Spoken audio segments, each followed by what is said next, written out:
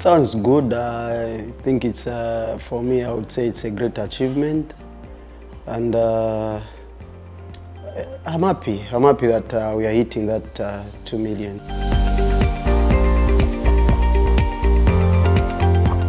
Maybe it's consistency, I would say. And also, I think the decision of me having a social media manager has also helped, because at least I have more time to concentrate on my work, while there is someone also who's trying to push me in terms of social media and all.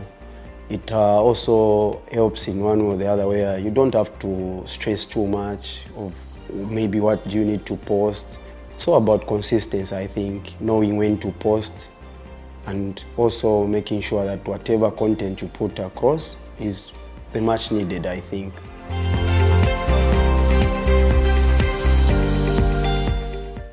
Well, when I started, it was almost anything.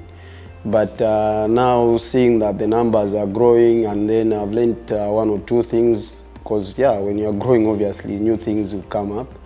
I've noticed about posting maybe some things that are just there maybe to entertain, to teach, and also, most importantly, to make sure that the quality of every post is known.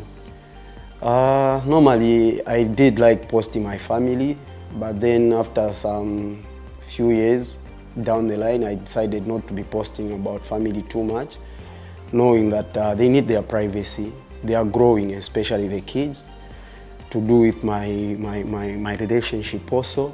Obviously, it's social media. It's not everything that should be on the media, you know.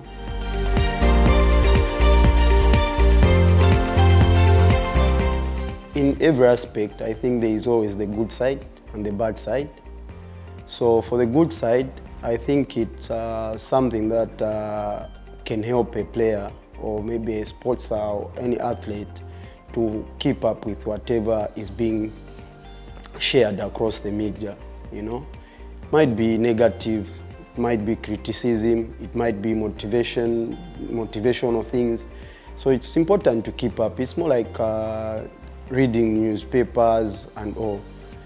On the bad side, when you take the negative and it hits you, then you end up maybe even being confused, being stressed and all.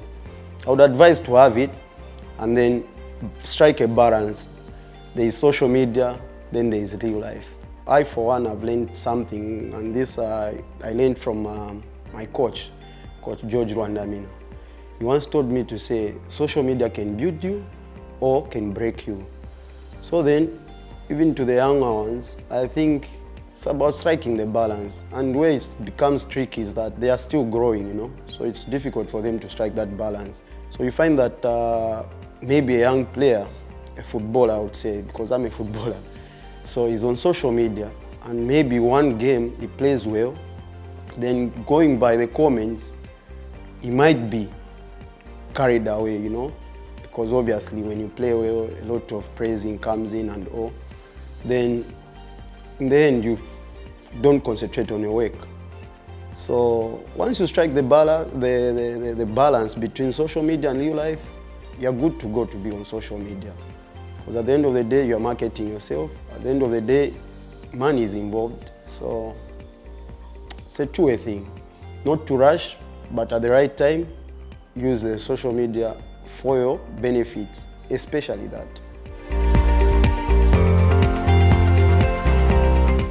Yeah, I would say so. I think so. I think the game against AS Vita, it was Simba versus AS Vita. So after we won that game, I had to even just switch off my phone. Not switch off my, switch my notifications off, but I switched off my phone, because in that night, I think I got 5,000 followers at once, and it was more like popping, just messages popping here and there. So I just said, I need to rest, let me just switch off my phone. And the performance on the pitch, I think it helps. At the end of the day, that's where we work, that's where we are mostly found. So that's where people are also watching, you know. 2 million followers on Instagram. Let's go, guys. Thank you so much.